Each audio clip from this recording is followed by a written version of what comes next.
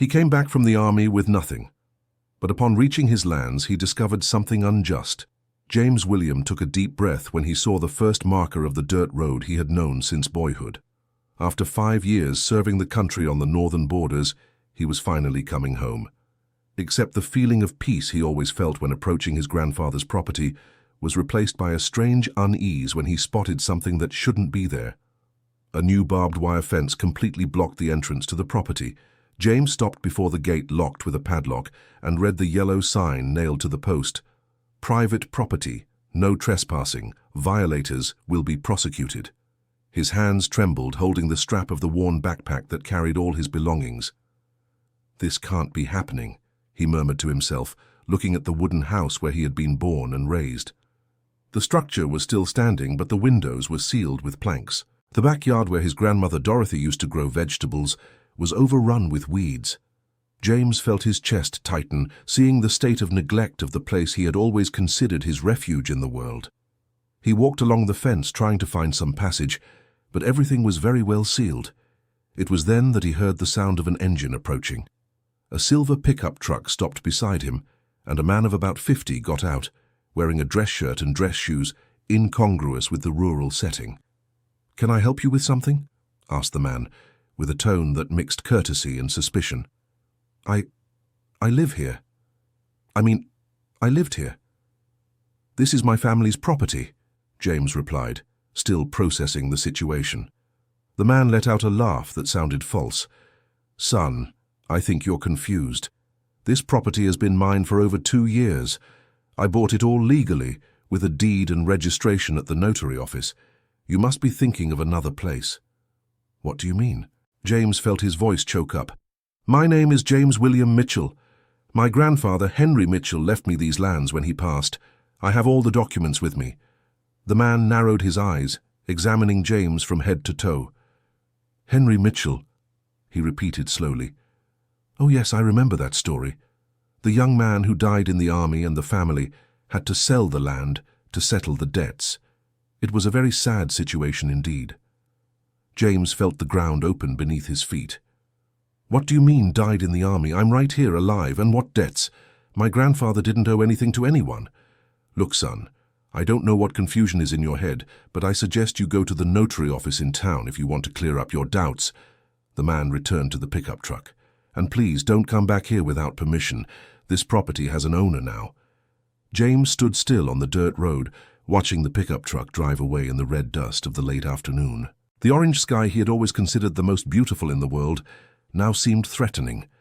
Everything he believed in, all his plans to restart his life on those lands, to plant corn and cassava as his grandfather had taught him, to raise a family in that piece of paradise, everything had disappeared while he defended the country on distant borders. Dear listener, if you're enjoying the story, please take a moment to leave a like and especially subscribe to the channel. It helps us a lot as we're just starting out, now continuing. With the backpack heavy on his shoulders and his heart even heavier in his chest, James walked to town. St. Benedict Fields was a small town of 15,000 inhabitants nestled in the interior of Kentucky, where everyone knew each other and secrets were rare. Or at least that's how James remembered it. The town center had changed little. The same little square with the concrete benches, the same main church with the white tower, the same quiet late afternoon bustle. But there was something different in the air, a tension that James couldn't quite place. He looked for a cheap inn near the bus station and paid for a night's stay with part of the pay he had saved during his military service. The room was small and simple, but it had the essentials: a bed, a wardrobe, and a tiny bathroom. Sitting on the edge of the bed, James opened his backpack and took out a yellowed envelope containing the property documents. There it was, the original deed, notarized, transferring all the lands from Henry Mitchell to his only grandson, James William Mitchell. The date was 3 months before his grandfather's passing, when James was already in the army. There was also a power of attorney his grandfather had mailed so he could take over the property when he returned. "How can someone sell what isn't theirs?" he murmured, studying every line of the documents. The next morning, James went straight to the notary office. The 2-story building was on the main street, and on the brass plaque next to the door it read, "Harrison Notary Office, Notary Public Richard Harrison, since 1987. The receptionist, a middle-aged woman with thick lensed glasses, greeted him with a professional smile. "Good morning. How can I help you?" "Good morning. I'd like to inquire about a rural property. There's some confusion with the documents." "Of course, just one moment. Mr. Richard is finishing with a client and will be right with you." James waited in the simple little room, observing the framed certificates on the wall and the flow of people coming and going. About 15 minutes later, a tall, thin man appeared, with a greying mustache and a natural air of authority. "I'm Richard Harrison, the notary public in charge of this office, Mrs. Martha told me you have questions about a property." "Yes, sir. My name is James William Mitchell. I'd like to know about the legal status of the farm I inherited from my grandfather, Henry Mitchell." The notary paused for a moment, as if processing the information. "Henry Mitchell," he repeated thoughtfully. "Come with me to my office. Let's check the records." The office was spacious, with shelves full of law books and a solid wood desk covered in papers. Richard typed some information into the computer and waited for the response to appear on the screen. "Here it is," he said, adjusting his glasses. "The rural property registered under Henry Mitchell was sold 2 years and 3 months ago to the businessman Richard Thompson Warren. The sale was carried out by the deceased's niece, Mrs. Linda Mitchell, who presented documents proving she was the sole legal heir." James felt his blood boil. "Linda is my aunt, my father's sister, and she is not the sole heir. I have the original deed here transferring the property to me." Richard took the documents James offered and examined them carefully. "These documents appear to be authentic," he admitted. "But there's a problem. According to the records I received from your aunt, you had died in military service before the transfer could be finalized. She presented a death certificate and all the necessary documentation." "A death certificate? But I'm right here, alive." "How can there be a death certificate for someone who's alive?" "This is very strange indeed." Richard stroked his mustache, thoughtful. "I've never seen a situation like this in 40 years of practice. We need to investigate this more carefully. Can I see the documents my aunt presented?" "Of course, it's your right, but I'll need to ask you to come back tomorrow morning. I'll pull the entire file so we can review it together more thoroughly." James left the notary office with more questions than answers. He walked through the town streets trying to process the information. Your Aunt Linda had always been an ambitious and self-interested woman, but could she really be capable of forging her own death certificate to steal the inheritance? He decided to look for her immediately. Linda lived on the other side of town, in a modest house she shared with her 2 adult children. James remembered that she had always shown jealousy when her father, who was brother to grandfather Henry, was left out of the will. "Henry always preferred you," she used to say bitterly. Linda's house was on a quiet street, lined with fruit trees. James knocked on the door and waited. He heard footsteps approaching, and a woman's voice asking who it was. "Aunt Linda, it's James William. I need to speak with you." There was a long silence. Then the door opened a crack, revealing the face of the 55-year-old woman with greying hair and an expression of pure astonishment. "James William, but how—" she stammered, holding the door as if she might faint. "May I come in, Aunt? I need to understand something very strange that's happening." Linda hesitated, looked around as if checking if anyone was watching, and reluctantly opened the door. Come in quickly," she whispered. The living room was dark, with the curtains drawn. Linda turned on a lamp and sat in an armchair, watching James as if seeing a ghost. "Aunt, I just came from the notary office. The notary told me you sold grandfather's property, claiming I had died in the army. How is that possible?" Linda began to tremble visibly. "James, you don't understand. I had no choice. They forced me." "Who forced you? And how did they get a fake death certificate?" "It was Richard Thompson Warren. He found out you had been in the army for years without any news. He said it was easy to forge the documents and that no one would question it. He threatened my children if I didn't cooperate." James felt a mix of anger and compassion. His aunt was a simple woman, easily intimidated, but that didn't justify the crime she had committed. "Aunt, do you understand this is a crime? Forgery of documents, misappropriation, you could go to jail." I know, Linda began to cry. But you don't know Richard. He's a powerful man here in town, friends with the mayor, the judge. He said if I didn't do what he wanted, my children would have problems at work, that they'd be fired, that our life would become hell. And where are the original documents? Did you keep anything? Linda got up and went to an old piece of furniture in the corner of the room. She removed a drawer completely and showed a secret compartment behind it. From there, she took out an envelope. I kept everything here. The original powers of attorney your grandfather gave me to take care of the property if something happened. The documents that prove you are the true owner. Everything. I knew one day you'd come back and I'd have to answer for it. James took the envelope with trembling hands. Inside were documents that unequivocally proved he was the legitimate owner of the lands. Why did you keep this? If the plan was to declare me dead, wouldn't it have been easier to destroy the evidence? Because I couldn't sleep at night knowing I was stealing from you, Linda sobbed. Your grandfather was always very good to my family. When my husband died, he helped me with money, gave me work on the property. Doing this to you was the hardest thing in my life. So will you help me get back what's mine? James, you don't understand. If I tell the truth, Richard will destroy me. He has the power to do that. And my children will suffer the consequences too. James watched his aunt crying and felt the situation was more complex than he had imagined. I wasn't dealing with just an isolated crime, but with a web of power and intimidation that dominated the town. Aunt, I won't let anything happen to you or to my cousins, but I need your help. Alone, I won't be able to face this Richard. He's very powerful, James. He has businesses all over the region, employs a lot of people, funds political campaigns. Who's going to believe the word of an unknown former soldier against a respected businessman?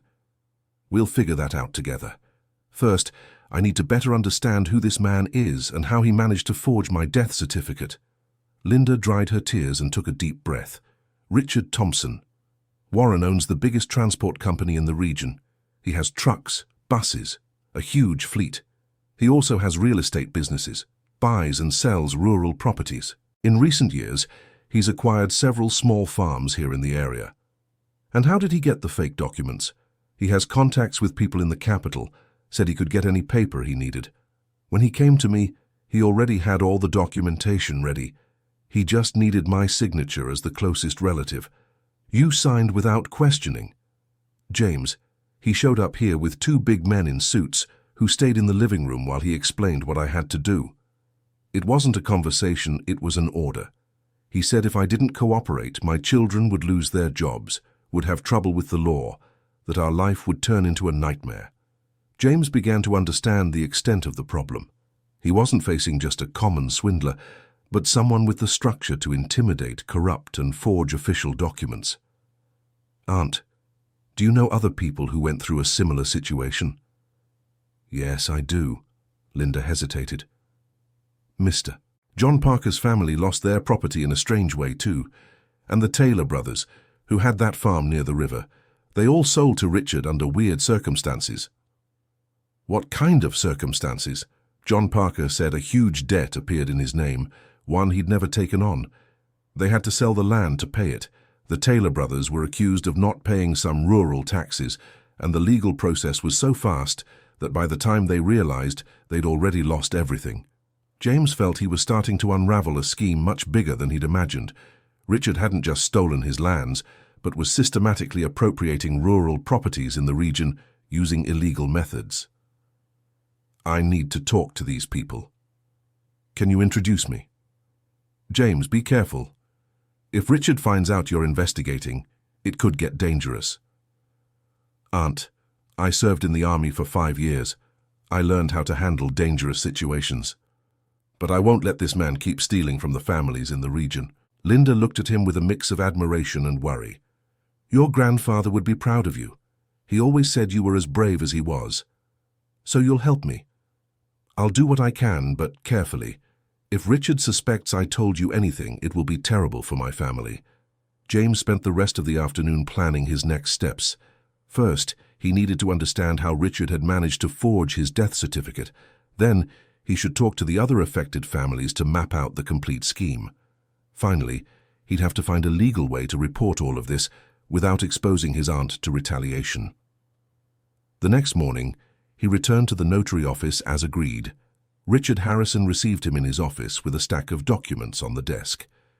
"I analyzed the entire sale process last night," said the notary with a worried expression, "and I found some irregularities that left me very uneasy." "What kind of irregularities?" "First, the death certificate presented by your aunt. The document is authentic, but when I called the civil registry office that supposedly issued it, they have no record of this certificate in their archives." James felt a glimmer of hope. "So it's a fake document?" "It's a genuine document, but one that shouldn't exist. Someone with access to the official systems created it and inserted it into the documentation without following the normal procedures." "And is that possible?" "Technically, yes, but only someone with very specific contacts in the judicial system could do that. It's not something just anyone can do." "What other irregularities did you find?" Richard picked up another document. "The power of attorney your aunt presented, giving her the authority to sell the property, has a very suspicious date. According to her, your grandfather would have made it a month before he passed away, when he was already very weakened by illness. But the signature is too firm for someone in that state of health."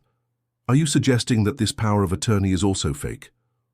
"I'm suggesting there is enough evidence to question the legality of the entire transaction. But James, I need to warn you. Contesting this sale is going to be very complicated. The buyer is an influential person in town." "Do you know Richard Thompson Warren?" Richard hesitated before answering.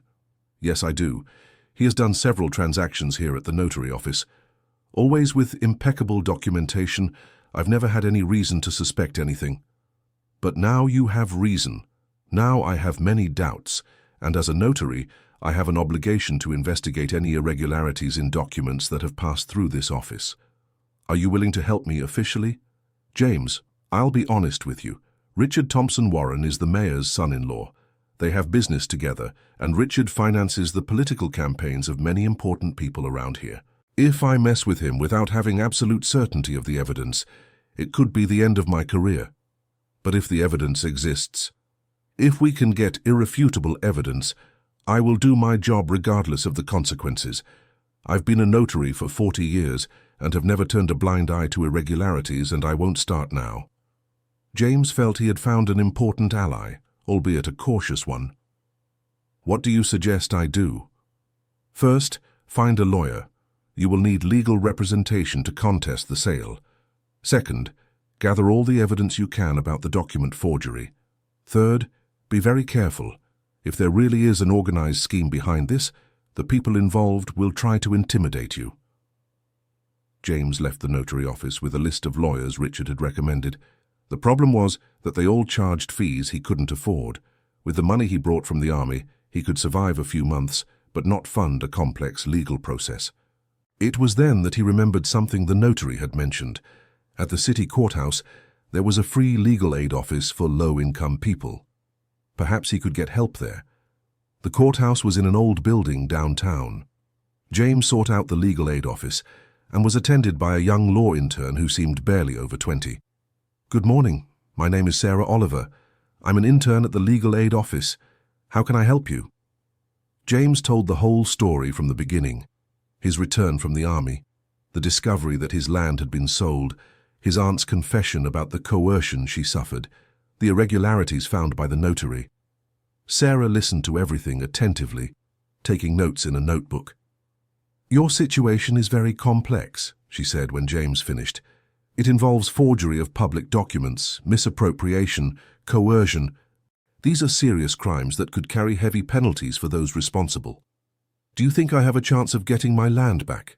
With the evidence you've described, especially the original documents your aunt kept?" "I think so. But it won't be easy. Lawsuits against influential people tend to be more drawn out and complicated." "Are you willing to help me, miss?" Sarah hesitated. "James, I need to be honest with you. I'm just an intern. For a case this complex, the ideal would be to have an experienced lawyer. But if you can't afford to hire one, I can try to do what I can within my limitations. I would be very grateful for any help." "All right. Let's start by analyzing all the documentation you have. Then, We need to file a legal action challenging the sale and requesting the transaction be annulled. James handed over all the documents he had gathered. Sarah examined them carefully, making more notes. "These documents are very important," she said, "especially the original deed transferring the property to you. This unequivocally proves you are the legitimate owner of the land." "And how long could the process take?" "Cases like this can take years, especially if the other party appeals the decisions, but I'll try to speed it up as much as possible. And in the meantime, where will I live? I don't have the money to stay at the inn indefinitely." Sarah thought for a moment. "Let me see if I can find something. I know a lady who rents cheap rooms to students. Maybe she can give you a special rate." "I would be very grateful." "And what about work? Do you have any profession besides your military experience?" "In the army, I worked on vehicle and equipment maintenance. I also know a bit about farming since I grew up on my grandfather's farm." "Let me talk to some people. I might be able to point you to some job opportunity while the case is ongoing." James left the courthouse feeling more hopeful. Sarah seemed genuinely interested in helping him, even though she was just an intern. For the first time since returning from the army, he felt he wasn't completely alone in this fight. The next day, Sarah called the inn where James was staying. "I managed 2 things for you," she said excitedly.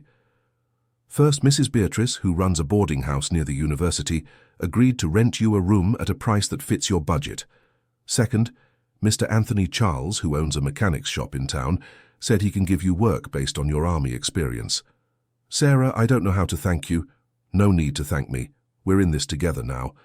Oh, and one important thing. I managed to schedule a preliminary hearing for next week. The judge will hear both sides and decide if the case has grounds to proceed."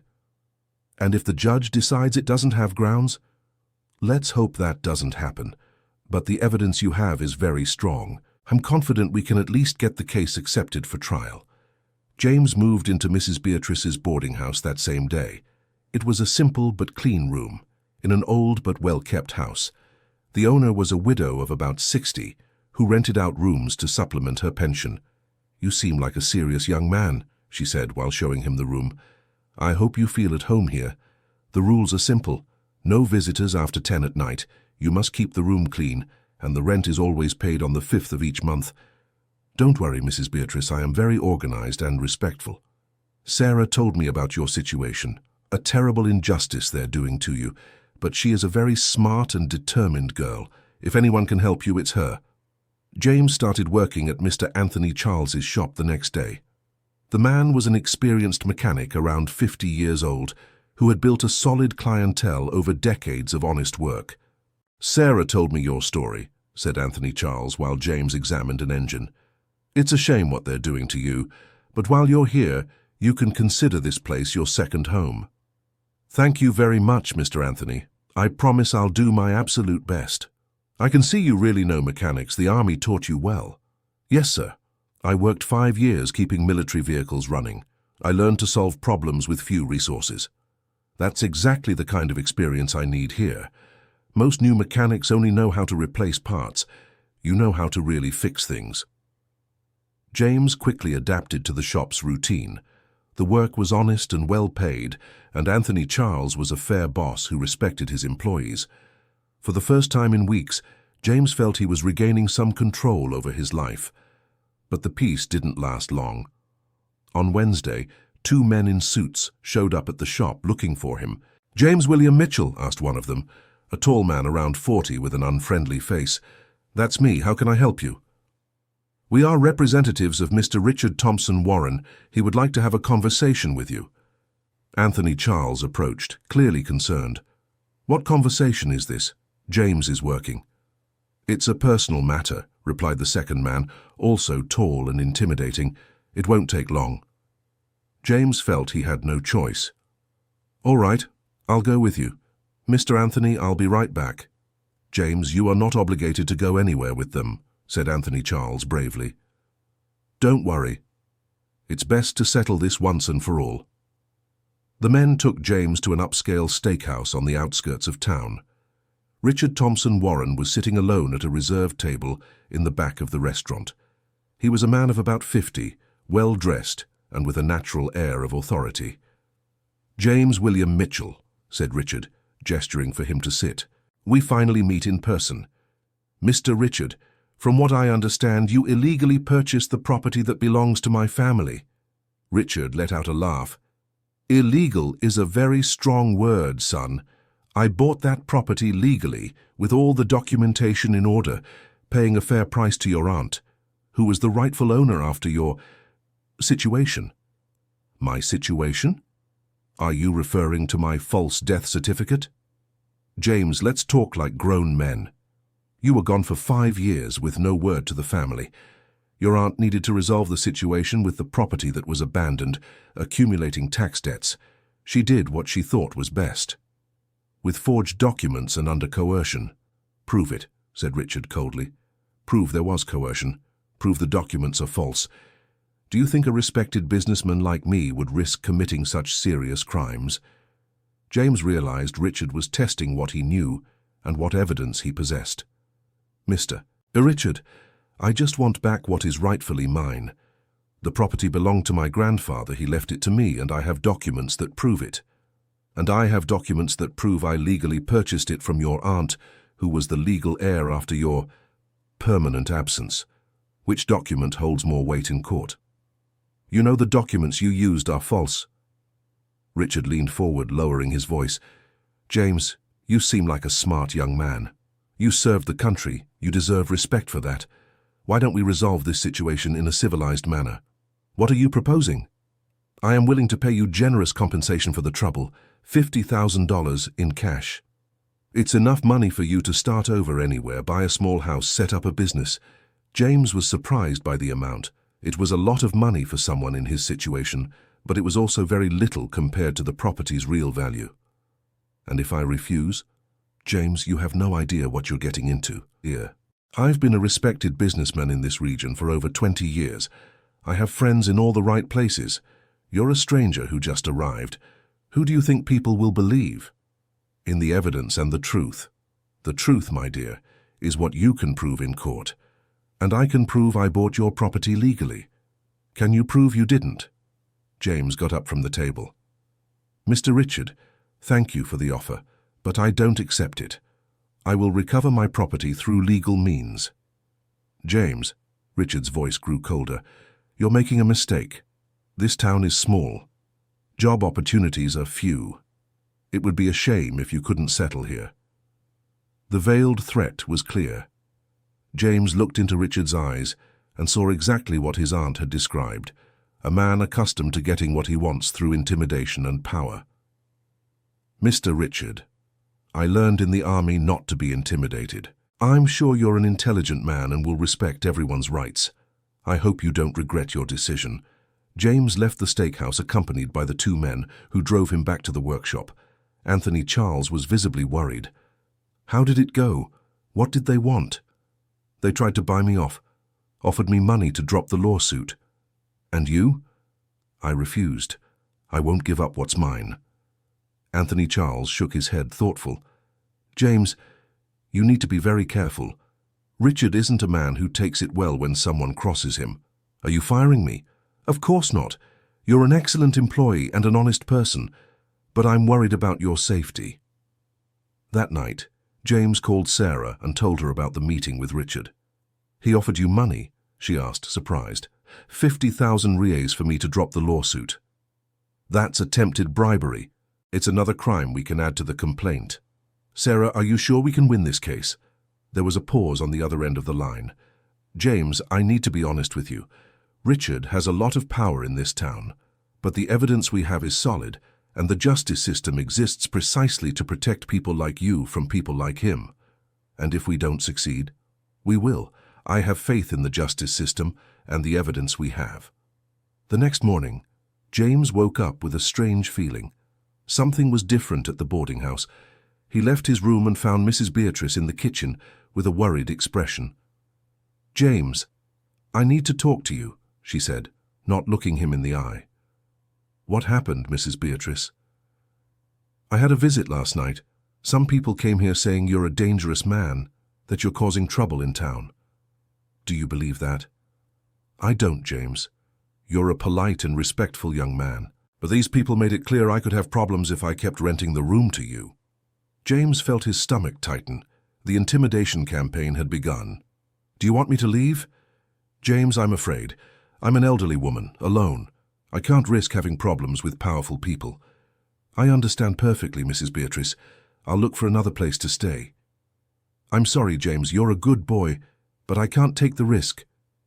James packed his few things and left the boarding house. On the street, he called Sarah and told her what had happened.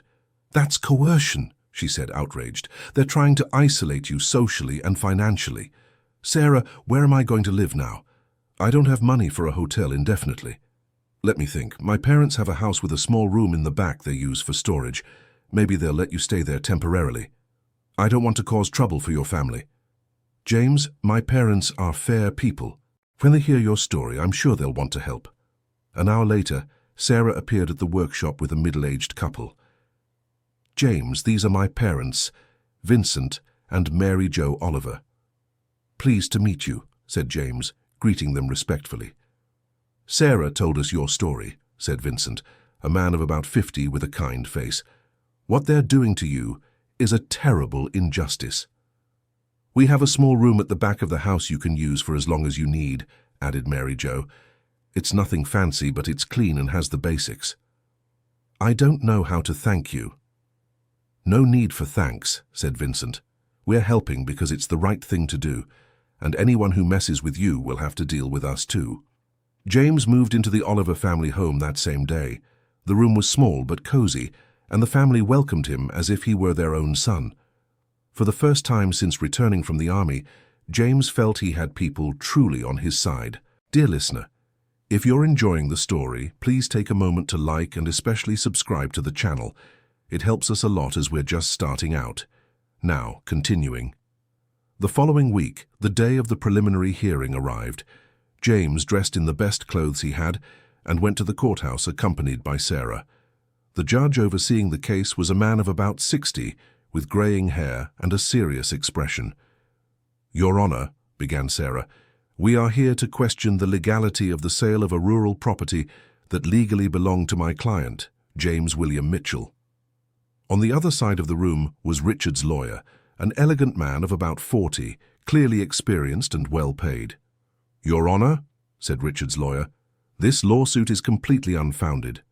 My client purchased the property legally from the claimant's aunt, who was the legitimate heir following his death in military service." "But I didn't die, Your Honor," interrupted James.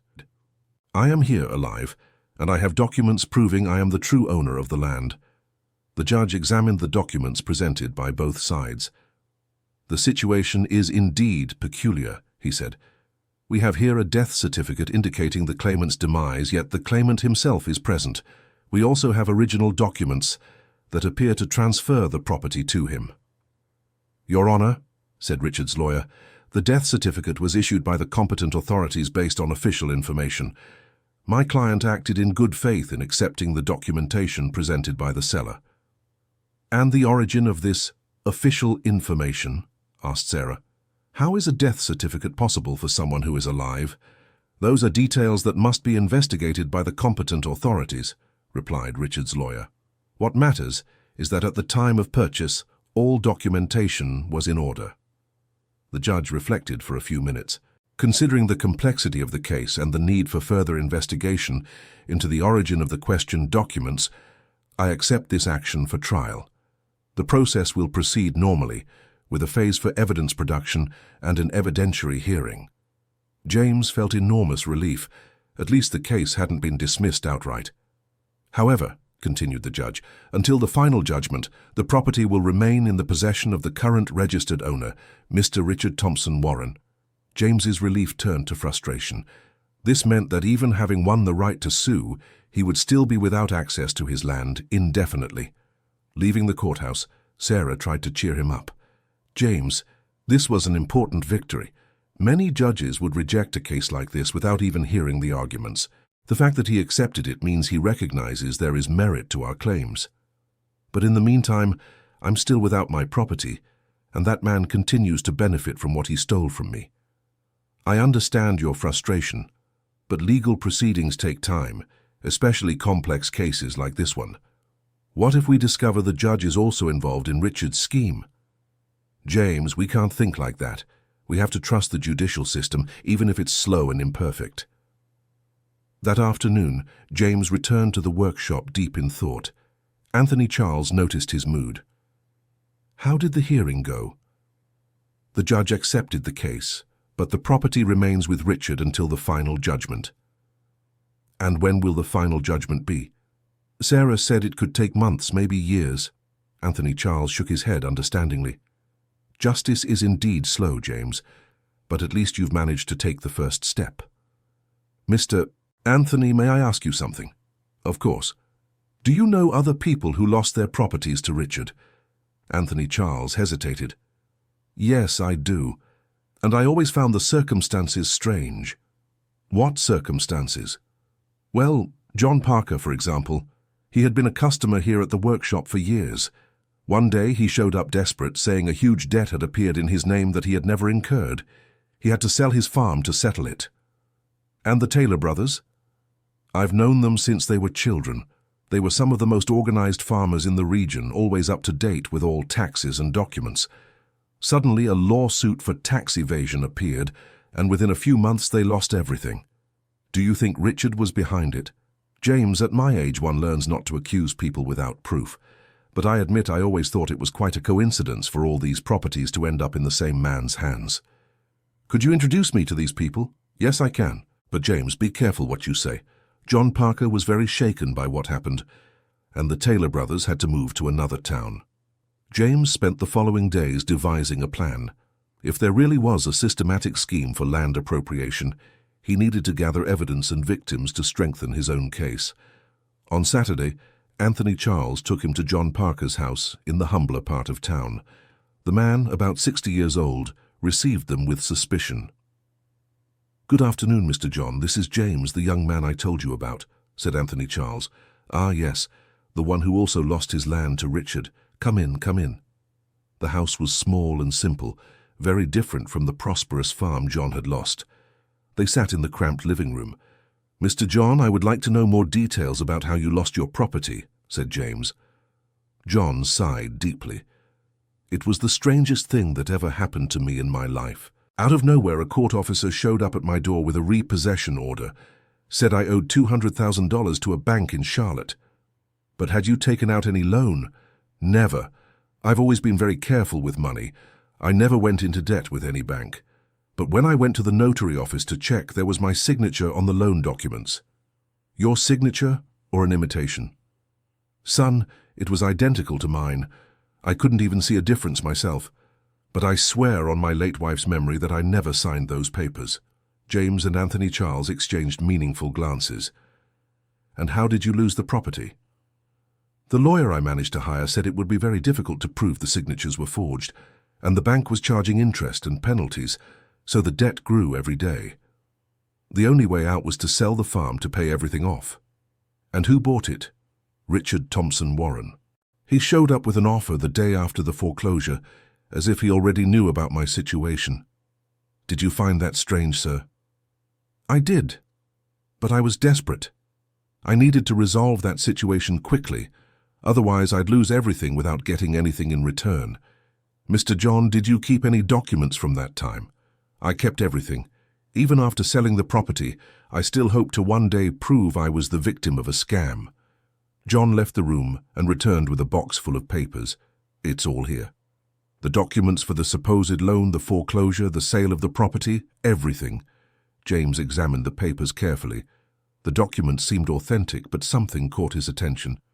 Mr. John, did you notice that all these documents were processed by people connected to Richard? The lawyer representing the bank is the same one who drew up the deed of sale. The agent who registered everything is an employee of Richard's company. Son, I was so desperate at the time, I didn't even pay attention to those details. This is no coincidence, said James. It's evidence that there was a planned scheme. Anthony Charles leaned forward. John, did you never suspect it could have been an organized scam? I did suspect, but what could I do? I'm a simple man, no education, no money to hire an expensive lawyer. And Richard is a powerful man. Who would believe me against him? James felt a growing anger over what had happened to John and probably to other families in the region. "Mr. John, would you be willing to help me investigate what really happened?" "Help how?" "If we can prove there was a criminal scheme to steal properties in the region, maybe all of us can recover what we lost." John was silent for a long time. "James, I'm already an old and tired man. I don't know if I have the strength to fight powerful people. Mr. John, if we do nothing, he will keep stealing from other families, and we will remain without our lands. What exactly are you proposing?"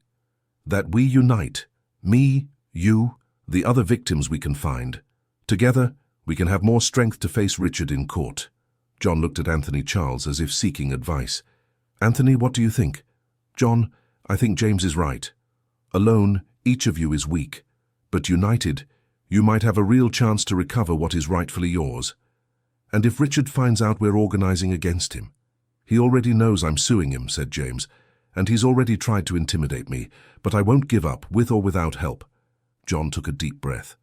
"All right, I'll help, but we'll have to be very careful." "Agreed. Do you know the Taylor brothers? Where are they now?" "They moved to Springfield. David is working as a caretaker on a farm there. Daniel got a job at a factory." "Do you have their contact?" "Yes, I do. But they were very traumatized by what happened. I don't know if they'll want to get involved in this." "At least we can try to talk to them." John gave the Taylor brothers' phone number to James, who called that same day. David, the older one, answered. "Hello? David, my name is James William. I'm a friend of Mr. John Parker. I'd like to talk to you about a situation similar to what happened to you." There was a long pause. "What is this about?" "I also lost my rural property to Richard Thompson Warren under suspicious circumstances. I'm investigating whether there was a scheme to steal land in the region." "Son, I don't know if it's a good idea to mess with that. Richard is a dangerous man. David, I understand the fear, but if we do nothing, he will keep harming other families. What do you want from us? I'd like to speak in person, hear your story, compare it to what happened to me and to John Parker." David spoke to someone on the other end of the line, probably his brother. "Okay, we can meet on Sunday afternoon in Springfield, but we don't want anyone to know we spoke with you." "Agreed. Where can we meet?" "There's a diner at the Springfield bus station, at 3 in the afternoon." On Sunday, James William took a bus to Springfield accompanied by Sarah, who had become very interested in the case after learning about the other victims. The trip took about an hour. At the bus station, they found 2 middle-aged men waiting at an inconspicuous table in the diner. David, about 50, and Daniel, about 3 years younger, both with the appearance of people who had done hard labor their whole lives. "Are you James William and Sarah?" asked David. "We are. Thank you very much for agreeing to talk with us." They sat down and ordered coffee. David began to tell their story. "Our family had a 50-acre farm for 3 generations. We were always very organized, paid all our taxes on time, never had any problems with anything. What happened then? Out of nowhere, a tax audit appeared saying we owed back taxes from the last 5 years, huge amounts, with interest and penalties that came to $300,000. But you didn't owe anything. Nothing. We had kept all the payment receipts, but when we went to show them to the auditor, he said the receipts were fake." Sarah leaned forward. "Fake? How?" "According to him, the barcodes on the receipts didn't match the records in the IRS system. He said someone had forged documents to simulate payments that were never made." James William felt a chill in his stomach. The story was very similar to John Parker's, only instead of an invented debt, it was payments that had disappeared from the system. "And you couldn't prove the payments were real?" "We tried everything," said Daniel, speaking for the first time. "We went to the bank where we always made the payments, but they said they couldn't prove anything because the payments were too old." "And how did you lose the property?" "The IRS froze everything and put the farm up for auction to settle the debt," continued David. "Only one interested party showed up at the auction." "Richard Thompson Warren?" "Exactly. He bought it for a ridiculous price, well below market value, and there was still a portion of the supposed debt left in our name." Sarah was taking notes quickly. "Did you ever suspect there was manipulation in the IRS system?" "We suspected, but what could we do? Who would believe us against official government agencies?" And did you keep any documents from that time? We kept everything. All the payment receipts, all the audit documentation, everything from the auction. James William looked at Sarah, who was visibly agitated. David, Daniel, would you be willing to join a group to investigate these irregularities? The brothers looked at each other.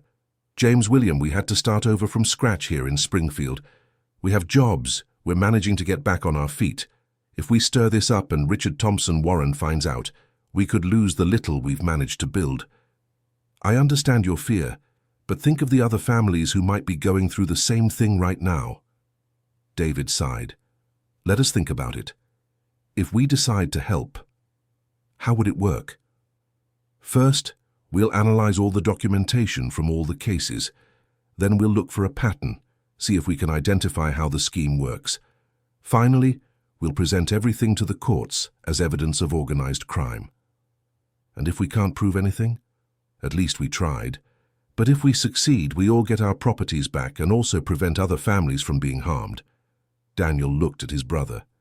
David, I think we should try. We haven't been able to sleep properly since we lost the farm. Maybe this is the chance to get justice. All right, said David finally. We'll help, but it has to be discreet. Agreed. I'll schedule a meeting with you and Mr. John for next week. Returning to St. Benedict Fields, James and Sarah talked about the discoveries during the entire bus ride. James, this is much bigger than we imagined, said Sarah. We're not talking about isolated crimes, but an organized and systematic scheme. That's exactly what I think. Richard Thompson Warren created a method to seize rural properties using forgeries and manipulations in official systems. But to do that, he would need accomplices within public agencies, or someone with privileged access to the systems, someone who can insert false information or erase true information. James, this is very serious. If we can prove it, it's not just Richard Thompson Warren who will be convicted, but an entire network of criminals. And do you think we can prove it? Sarah became thoughtful. With the 3 cases we have, we can already identify a pattern.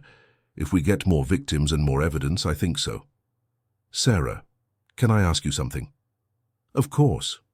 Why are you dedicating yourself so much to my case? I mean, you're just an intern. You could focus on simpler cases. Sarah smiled.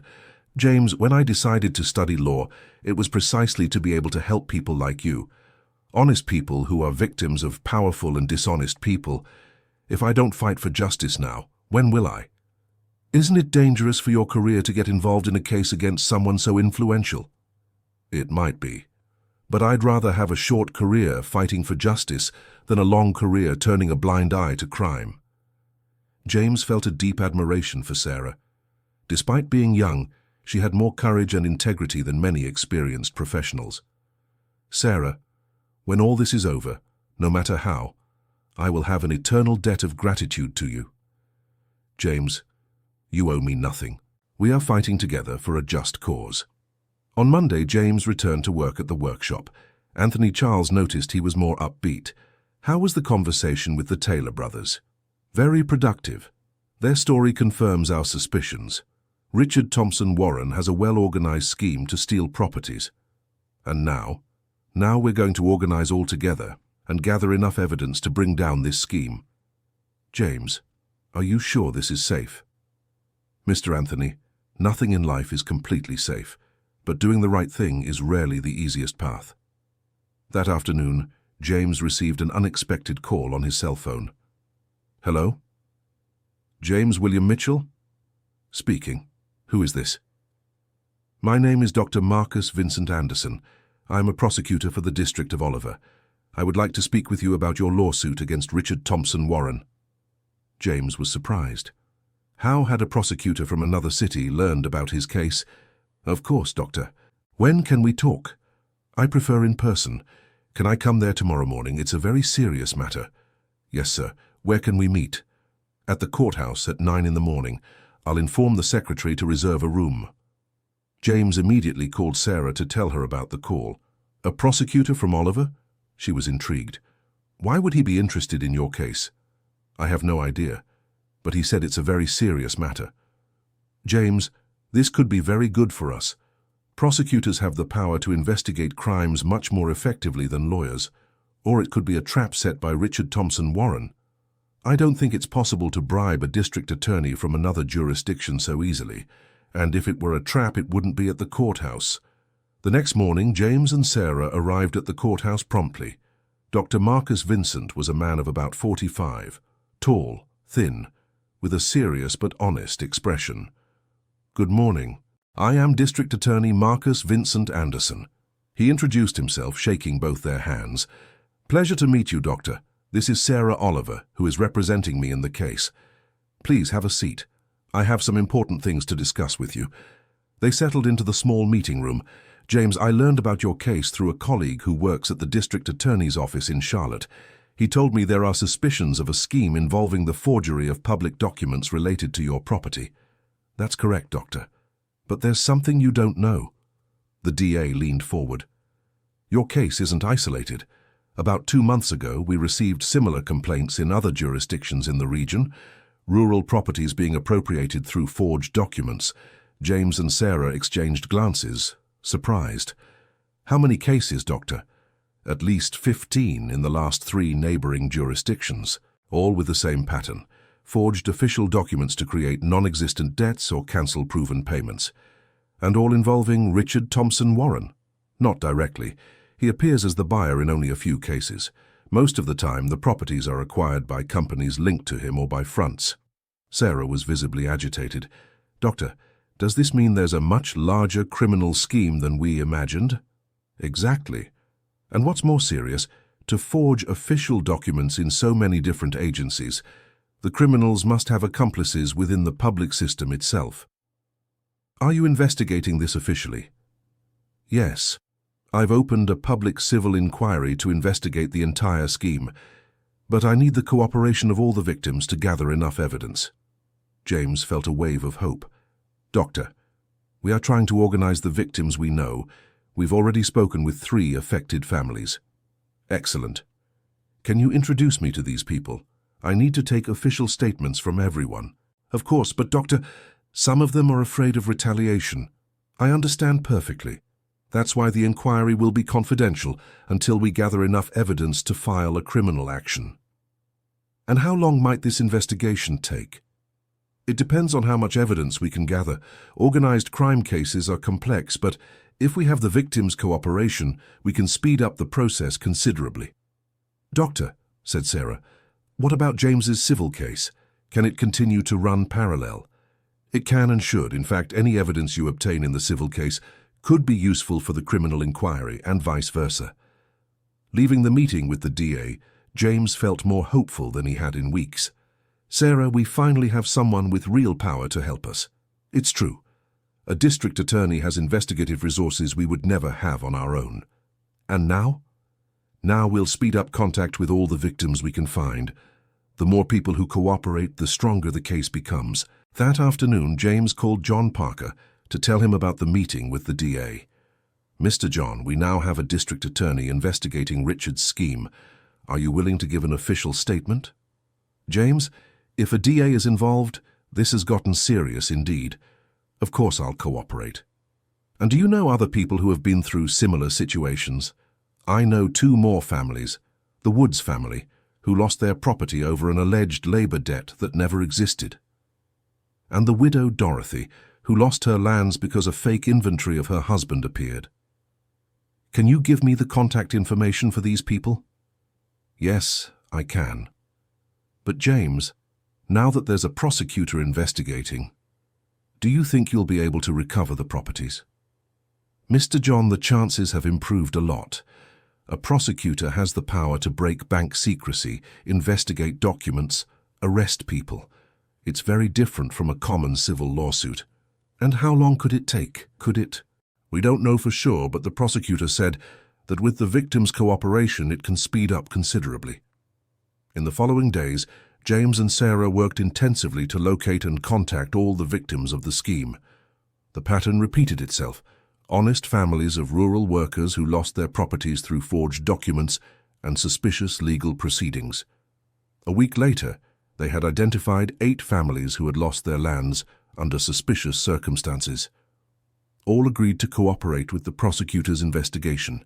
Dr. Marcus Vincent Anderson organized a general meeting with all the victims to gather testimonies and explain how the investigation would proceed. "Ladies and gentlemen," said the prosecutor to the group gathered in the courthouse hearing room, "you are victims of one of the largest fraudulent land appropriation schemes we have ever investigated in this region." John Parker raised his hand. "Doctor, what are the chances we recover our properties? If we can prove what we suspect, not only will you recover your lands, but those responsible will be arrested and forced to pay compensation for all damages caused." The widow Dorothy, a 70-year-old lady, asked, "What if they try to intimidate us to stop cooperating?" "Mrs. Dorothy, any attempt at intimidation will be another crime we add to the complaint, and you will be under the protection of the public prosecutor's office." David Taylor spoke up. "Doctor, how will you prove the documents were fake if they were accepted by the official agencies?" "That's an excellent question, David. We will conduct a full audit of all the systems where the documents were processed. If there was manipulation, we will find electronic traces. And if the guilty try to erase the evidence, that's why the investigation is confidential. They don't know we are investigating, so they won't try to hide anything yet." James asked a question that had been worrying him. "Doctor, what if we discover there are public officials involved in the scheme?" "James, corruption of a public official is a very serious crime. Whoever is involved, whether a public official or not, will answer for all crimes committed." The meeting lasted 3 hours. Each victim told their story, and the prosecutor identified clear patterns in the criminal's mode of operation. "Everyone," said the prosecutor at the end, "for the first time in years you have a real chance of recovering what you lost. But I need the full cooperation of everyone. No trying to handle things on your own. No talking about the investigation with other people. Absolute secrecy." Everyone agreed. For the first time since they had lost their lands, the families left a meeting with real hope of recovering what was rightfully theirs. Dear listener, if you are enjoying the story, please take a moment to leave a like and especially subscribe to the channel. It helps us a lot as we are just starting out. Now, continuing. 2 weeks after the meeting with the prosecutor, James was working in the workshop when he received an unexpected visit. It was his Aunt Linda, visibly nervous. "James, I need to talk to you urgently," she said, looking around as if someone might be watching. "What happened, Aunt?" "Richard found out you are investigating other cases besides your own. He is very angry." James felt a chill in his stomach. If James William had found out about the investigation, the secrecy had been broken. "How did he find out?" "I'm not sure, but yesterday he showed up at my house with those 2 big men. He said if I knew anything about what you were doing, I'd better tell him." "And did you tell him?" "Carlos, I was scared. I said you had come to see me a few times, but that I didn't know anything else." "Auntie, did you mention the documents you kept?" "No, I didn't say anything about that. But Carlos, he suspects something. And when James William suspects, things get dangerous." Carlos realized the situation had become very complicated. He needed to warn the prosecutor immediately. "Auntie, are you afraid to stay at home?" "Yes, I am. I think they're watching me." "Could you stay at my employer's house for a few days? They are good people and will help." "Do you think it's necessary?" "I think it's safer, at least until we know what James William is planning." Carlos called Sarah, telling her about his aunt's visit. "Carlos, this is serious," she said. "If James William has discovered there is a broader investigation, he might try to destroy evidence or intimidate the other victims. We need to warn the prosecutor immediately. I'll call him right now." Dr. Marcus Vincent Anderson asked to meet them that same night in a discreet location. They met at a diner on the outskirts of town. "The situation has become complicated," said the prosecutor. "If James William has discovered there is an investigation, he might try to accelerate his plans or eliminate evidence." "Doctor, are the families in danger?" asked Carlos. "It's possible. I will request police protection for the key witnesses." "And the investigation? Will it continue?" "It will continue, but now with more urgency. I will expedite the search and seizure warrants to collect documents before they are destroyed." "Do you already have enough evidence?"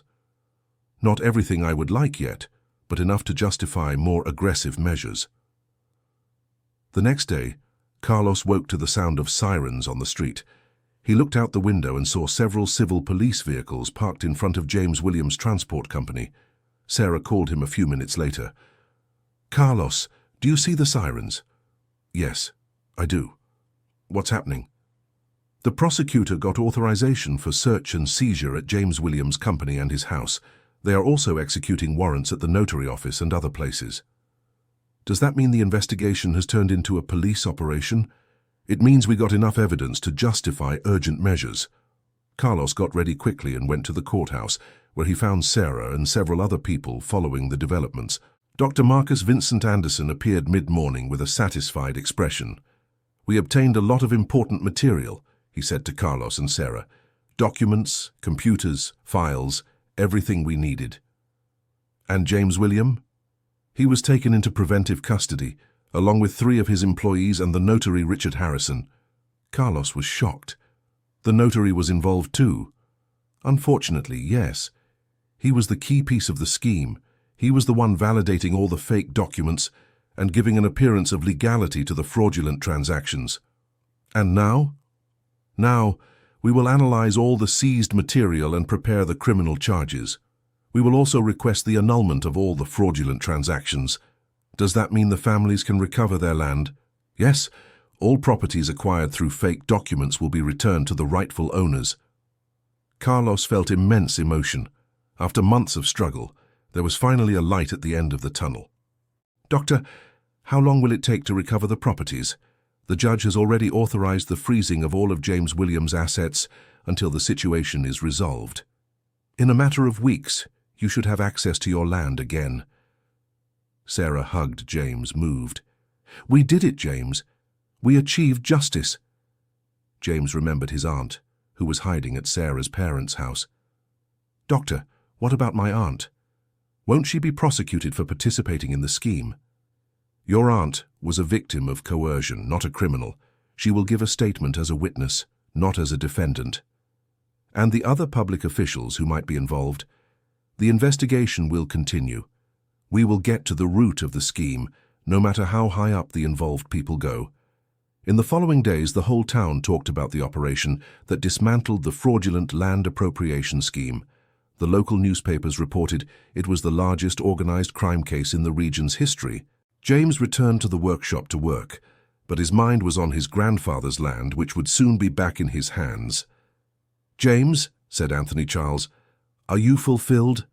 Did you get what you wanted?" "Mr. Anthony, I got more than I expected. Not only will I recover my property, but I also helped other families recover theirs." "And what will you do now?" "I will return to my land and restart the life I dreamed of having when I left the army."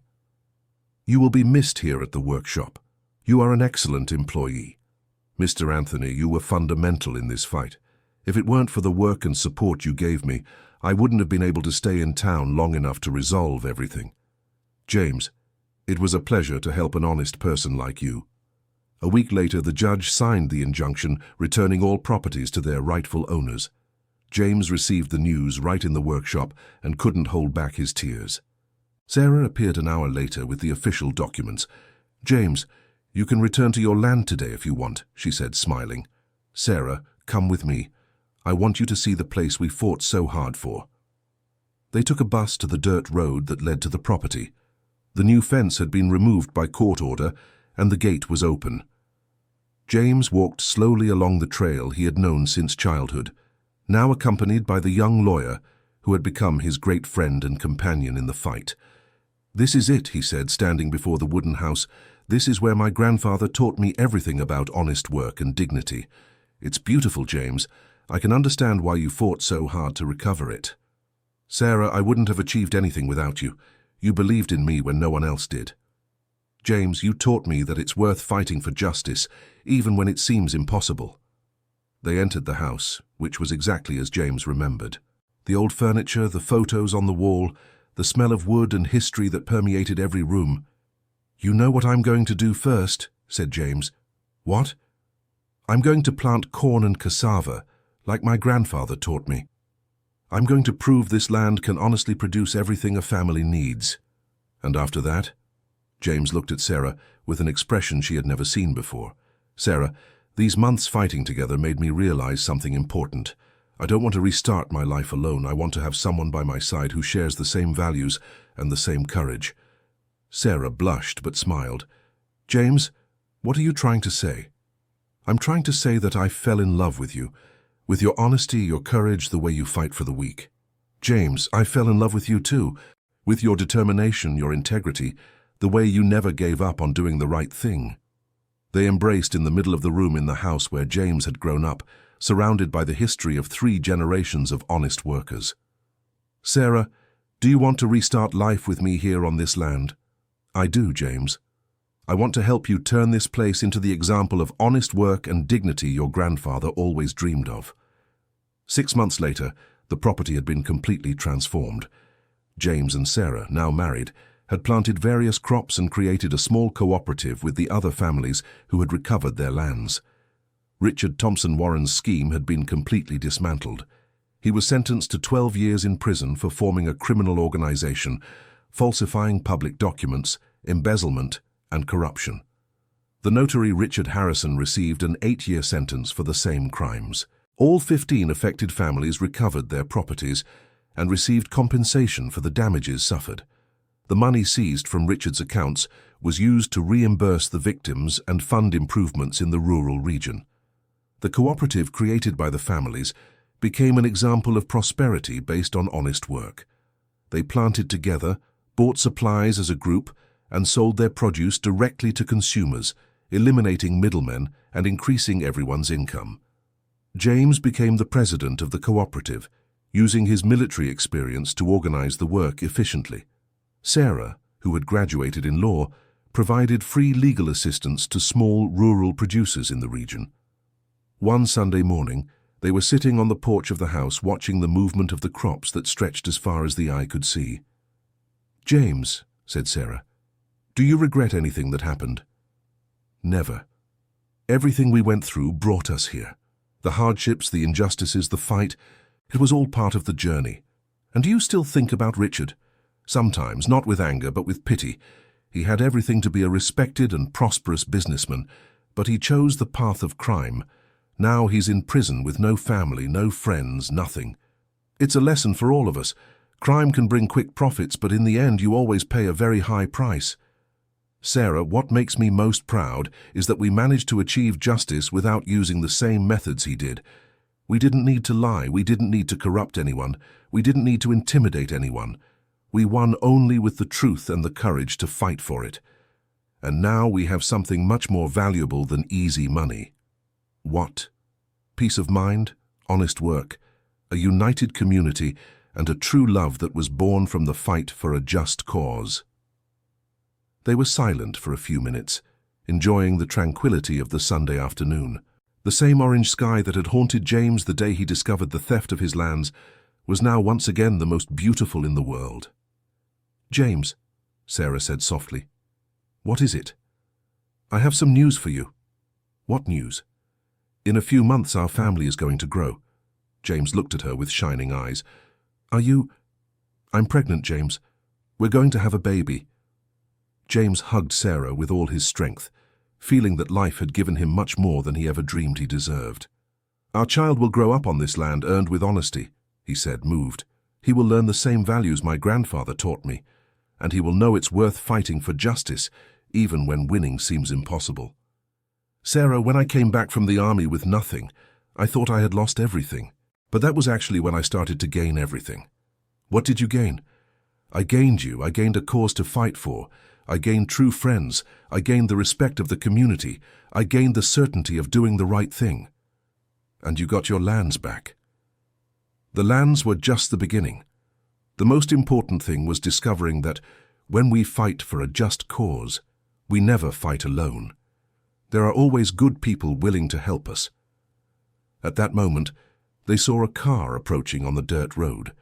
It was John Parker with his family, coming for the Sunday lunch that had become a tradition among all the families of the cooperative. "Look," said James, "our chosen family is arriving." "The best family we could have," agreed Sarah. As the cars from the other families arrived for the community lunch, James thought about how life can change completely in just a few months. He had returned from the army a lonely man with no prospects. Now he was married, expecting a child, the leader of a prosperous cooperative and respected by the entire community. During lunch, with over 30 people gathered in the backyard of the house, John Parker made a toast. "I want to toast to James and Sarah, who had the courage to face injustice and fought not only for themselves but for all of us.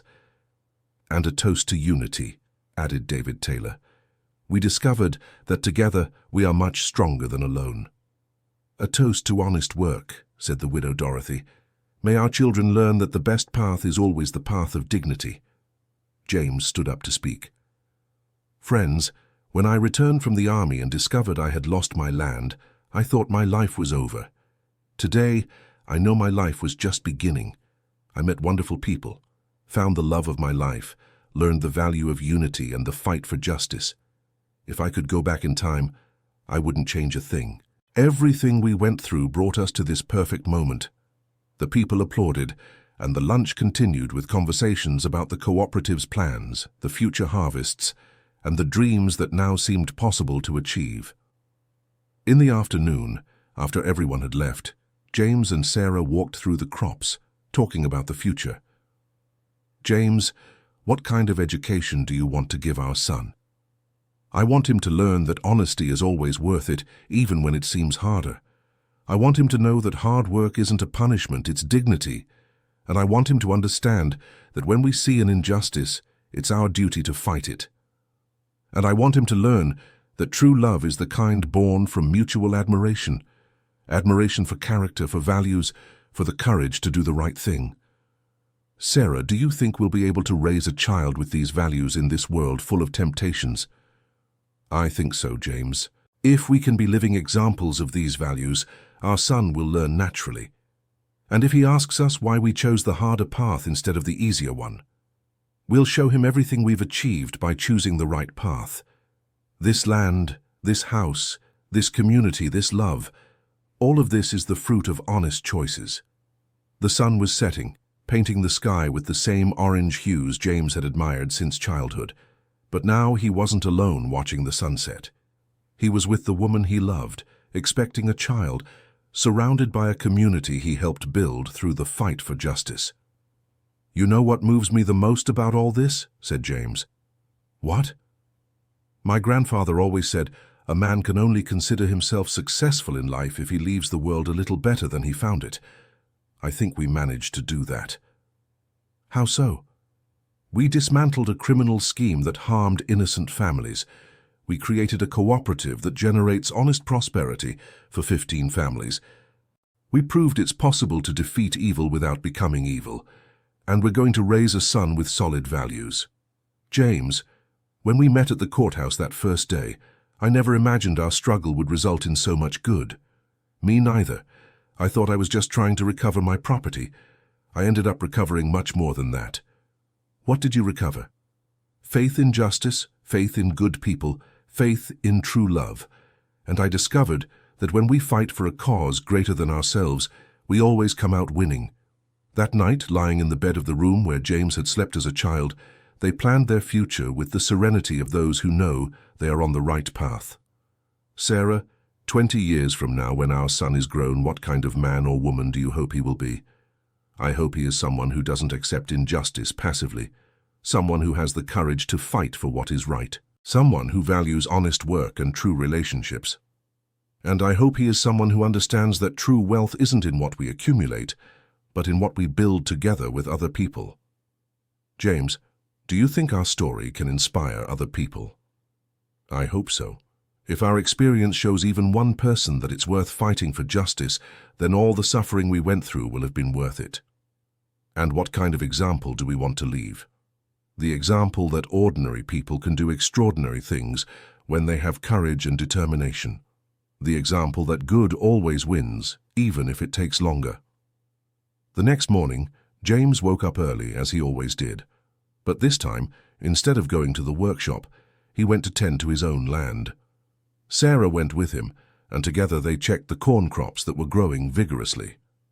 "James," she said, observing the green rows stretching across the field, "your grandfather would be proud to see this. I'm sure he would. He always said the land rewards those who treat it with respect and dedication. And our son will learn this from a young age. He'll learn to plant, to harvest, to care for the animals, to work as a team. He'll grow up knowing where the food he eats comes from." As they walked around the property, they encountered some neighbors who had come to ask for help with legal problems. Sarah had set up a small office in the house, where she provided free assistance to people with legal difficulties. "Mrs. Sarah," said an elderly man, "my wife died 2 months ago and the bank is saying our house is foreclosed for a debt that doesn't exist." "Mr. Benedict, this might be another case of a forged document," said Sarah. "Let's look over all the paperwork and see what we can do." James watched Sarah helping the man with the same dedication she had shown when helping him. It was clear she had found her calling, defending the rights of the weak against the abuses of the powerful. "Sarah," he said when they were alone, "do you plan to keep doing this work even after the baby is born?" "Of course. In fact, I want to expand. I'm thinking of creating a community legal aid association to serve the entire region." "And how will we fund it?" "With some of the cooperative's resources and with donations from people who believe in the cause. We can also charge those who can afford it and use the money to subsidize those who can't." "That's an excellent idea. And I can help by organizing the work, using my administrative experience from the army." "James, do you know what this means?" "What?" "It means our fight didn't end when we got our land back. In fact, it has only just begun. Now we're going to fight to defend other people going through situations similar to ours. And don't you think this will be dangerous? Messing with powerful people always brings risks." "James, if we don't do it, who will? If honest people like us don't fight for justice, who will?" James hugged Sarah, admiring her courage and determination even more. "You're right. We can't be content with just solving our own problems. We have an obligation to help other people. And we have the necessary experience. We know how this kind of scheme works, we know the methods they use. And we have important contacts, like Dr. Marcus Vincent." "Exactly. We can create a safety net for small rural landowners across the entire region." That afternoon, they met with the cooperative members to present the idea of the Legal Assistance Association. "Everyone," said James, "Sarah had an idea that can help a lot of people. Let me tell you about it." Sarah explained the project in detail. Everyone was enthusiastic about the possibility of helping other families. "Sarah," said John Parker, "if it weren't for the two of you, we'd all still be without our land. It's our duty to help others going through the same situation. And we can use our own story as an example," added David Taylor, "to show people that it's possible to win, even when it seems impossible." "I'll contribute a percentage of my profits every month," said the widow Dorothy. "It's the least I can do." In a few weeks, the Rural Legal Assistance Association was officially operating. Sarah coordinated the legal work, James handled the administrative organization, and the cooperative members contributed financially and spread the word about the work. The first case they received was exactly similar to what they had faced. A former military man who had returned from the reserves and discovered his land had been sold by his family using forged documents. "It's astonishing how the criminals repeat the same methods," Sarah said to James after hearing the man's story. "That means we know exactly how to fight them," James replied. The case was resolved in 2 months, much faster than theirs had been. The accumulated experience and contacts in the public prosecutor's office greatly facilitated the process. 6 months after the association's birth, they had already helped 12 families recover their properties and prevented another 15 from falling victim to similar scams. "James," Sarah said one night as they reviewed the cases handled, "do you know the best outcome of our work?" "What?" "It's not just the families who got their land back. It's the fact that we've created a safety net that discourages the criminals. They know there are now organized people to fight them." "That's true. We've received information that several similar schemes were abandoned because the criminals are afraid of being discovered. And the best part, all of this was born from our own struggle. If we hadn't gone through that experience, we would never have had the motivation and the knowledge necessary to help others." Sarah, sometimes I think everything that happened to us was necessary to get us here. How so? If I hadn't lost my land, I would never have met you. If we hadn't fought together, we would never have developed this partnership. If we hadn't won, we would never have had the credibility needed to create the association. That's an interesting way to see things. Do you believe everything had a greater purpose?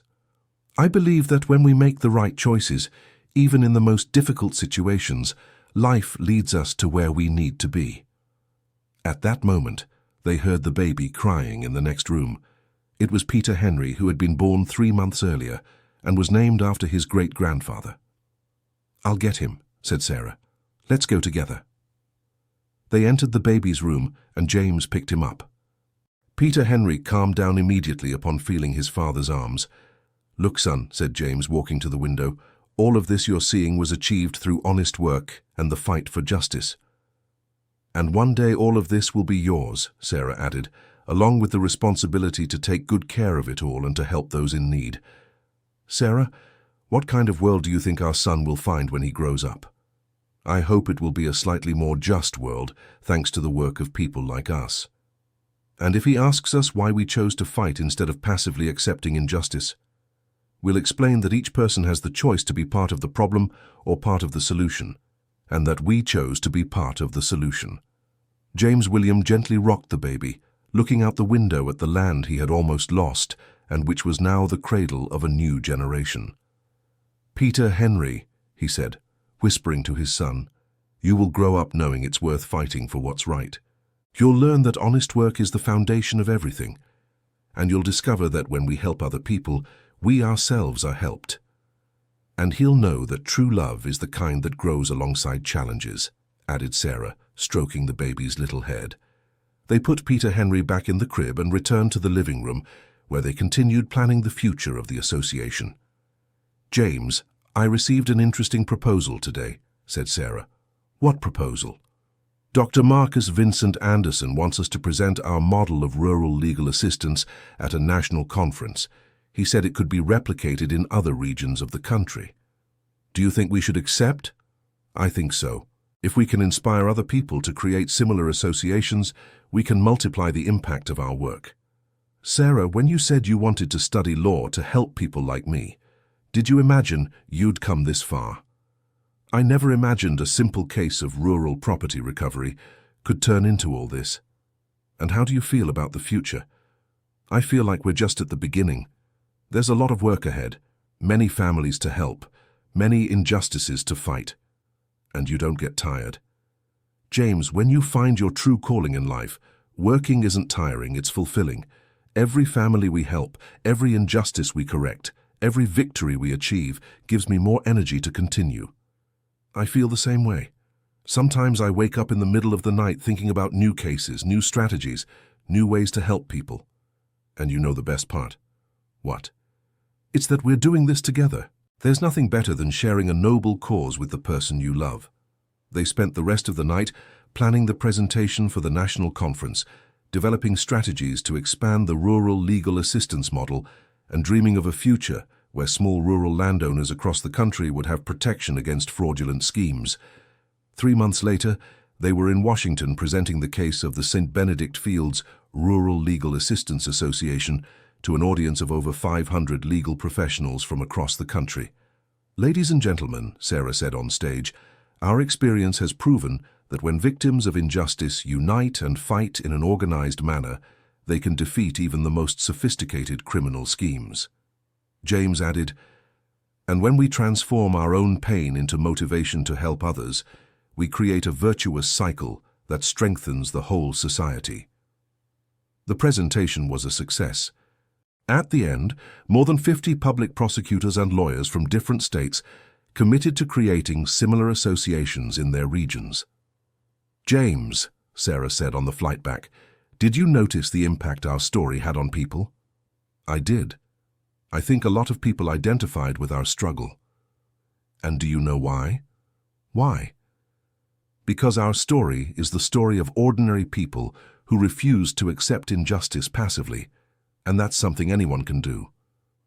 "Sarah, when I came back from the army that day 2 years ago, I never imagined our fight would result in something so big. Me neither. But I think that's how great changes happen. They start with ordinary people who decide to do the right thing. And now we have the responsibility to continue this work. We do, but we're not alone. We have built a national network of people committed to the same cause. Arriving home, they found Peter Henry in the arms of Mary Jo Oliver, Sarah's mother, who had been caring for him during the trip. "How was the presentation?" she asked. "Better than we expected," said James, taking his son into his arms. "Our work is going to be replicated in other states. And how do you feel about that?" "Proud," said Sarah. "Proud to be able to turn our painful experience into something that can help thousands of families." "You are an example to all of us," said Mary Jo. "You have proven that it is worth fighting for what is right." That night, after putting Peter Henry to sleep, James and Sarah sat on the porch to talk about the next steps. "Sarah, what do you think will happen to our association now that it has become a national model?" "I think we will receive many more cases, much more responsibility, but also much more support and resources." "And are you prepared for that?" "I am. In fact, I'm excited. The more people we help, the more meaning our own struggle will have. And how will we balance this with family? James, our son, is growing up seeing his parents fight for a just cause. I think there is no better education than that. You're right. He is learning from infancy that life has a greater purpose than just looking after one's own interests. And when he grows up and asks about our story, we will be able to proudly tell him everything we have achieved." James looked out at the land stretching before him, illuminated by the full moon. 2 years earlier, those same lands represented a painful loss and an outrageous injustice. Now they represented victory, love, family, purpose, and hope. "Sarah, if you could send a message to all the people going through situations similar to what we went through, what would you say?" "I would tell them not to give up, to seek help, to unite with other victims, and above all to believe that justice always wins, even if it takes time. And I would say that when we fight for a just cause, we never fight alone. Good people always appear, willing to help us." "James, what do you think is the main lesson of our story?" "That we should not be content with solving only our own problems. When we manage to overcome a difficulty, our duty is to help other people overcome theirs. And that true love is the kind born from mutual admiration for the other person's values and character." They remained silent for a few minutes, enjoying the tranquility of the night and reflecting on all they had achieved.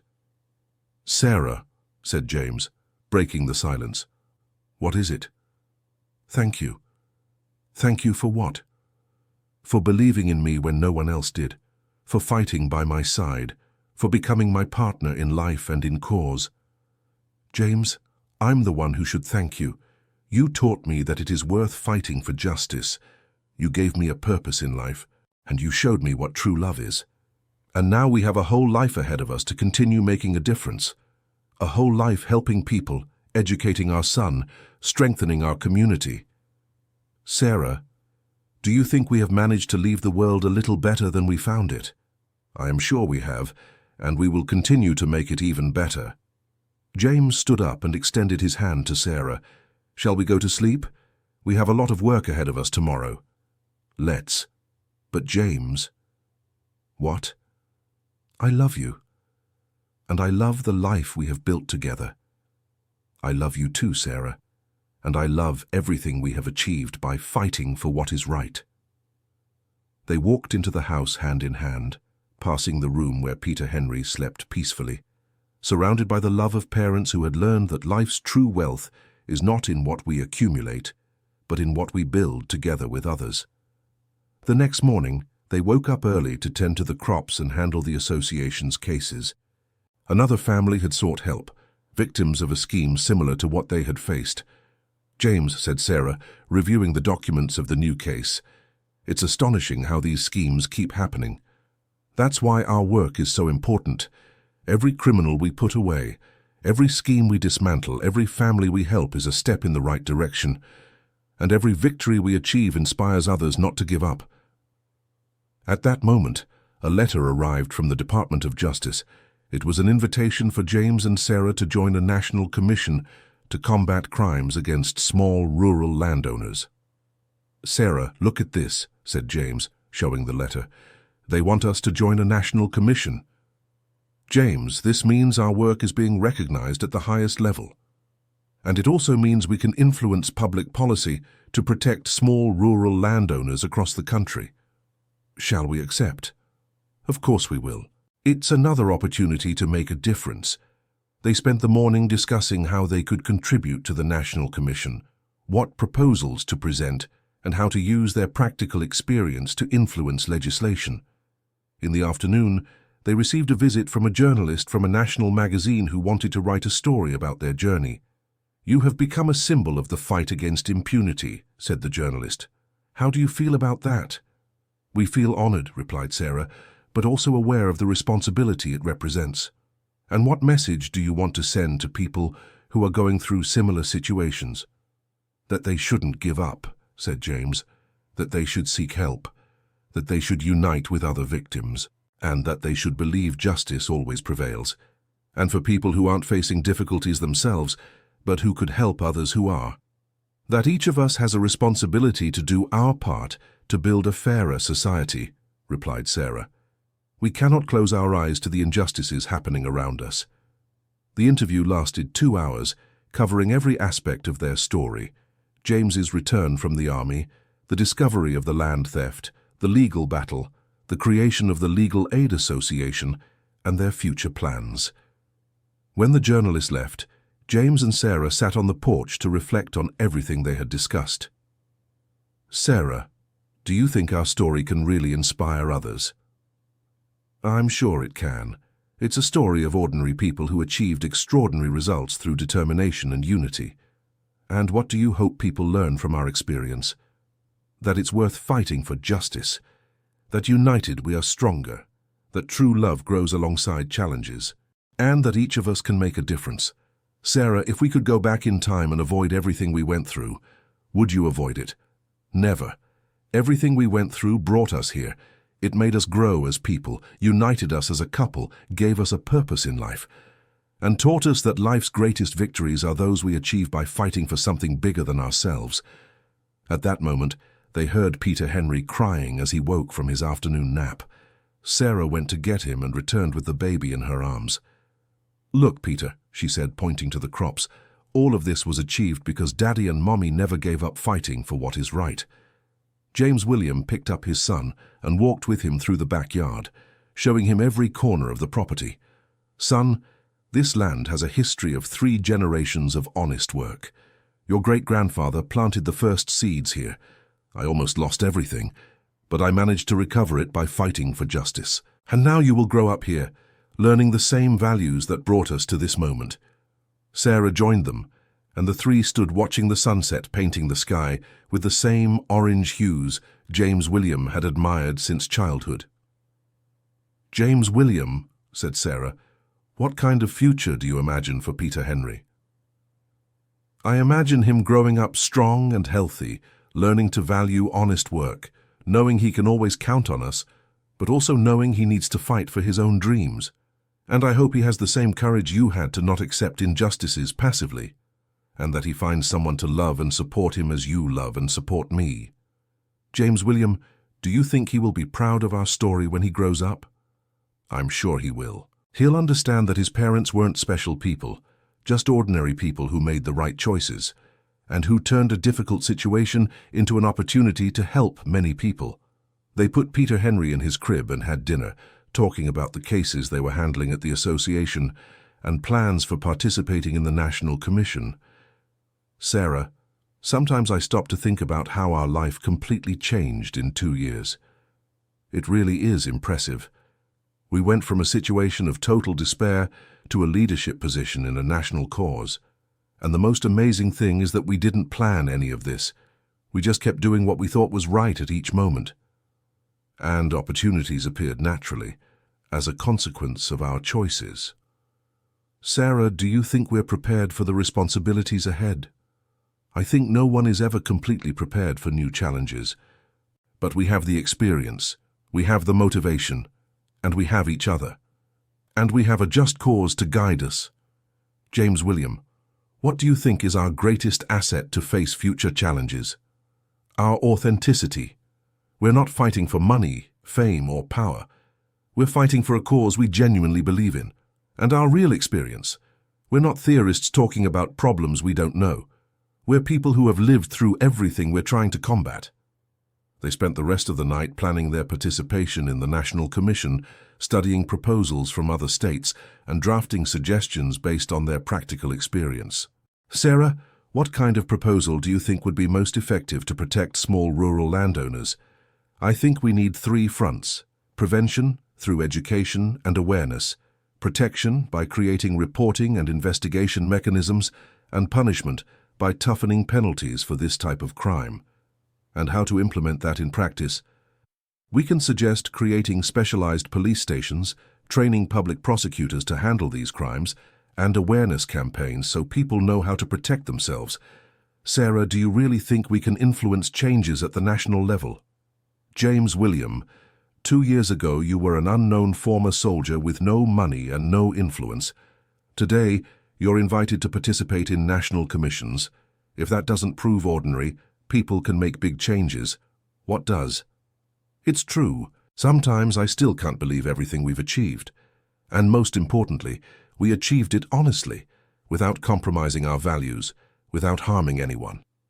Sarah, what do you think is the main lesson our story teaches? That when we do the right thing for the right reasons, the universe conspires in our favor.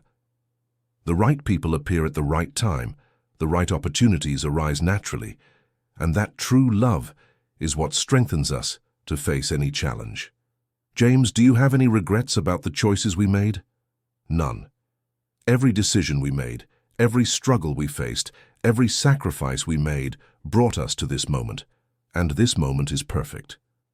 For me too, we have a beautiful family, work that fulfills us, a community we helped build, and a future full of possibilities. And we are certain that we are making a difference in the lives of many people. They prepared to sleep, knowing that the next morning they would have a new day full of challenges and opportunities to do good. Good night, James, said Sarah, lying down next to her husband. Good night, love of my life. Thank you for everything you are and everything you do. Thank you for showing me that it's worth fighting for our dreams. Sarah, what is it? I love you more with each passing day. I love you too, James, and I love the life we built together. They fell asleep in each other's arms, surrounded by the tranquility of those who know they are on the right path, protected by the love born from the fight for a just cause, and strengthened by the certainty that, together, they can face any challenge the future may bring. End of story. Now tell us what you thought of this story and where you are watching from.